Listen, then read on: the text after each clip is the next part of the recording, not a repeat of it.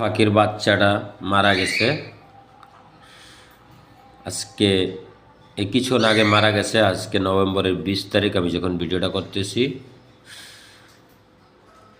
2024 সাল।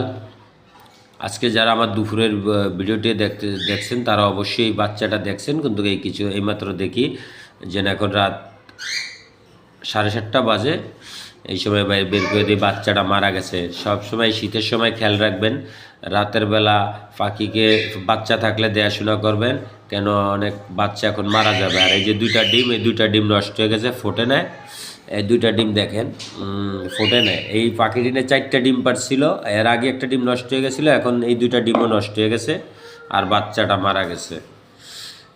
কী কারণে মারা গেছে আপনারা কমেন্ট করতে পারেন, আপনাদেরকে কমেন্টের মাধ্যমে জানিয়ে দেব। এবং আমাদের ভিডিওতে অনেক মেডিসিন দেওয়ার আছে, আমাদের ভিডিওগুলি দেখতে পারেন।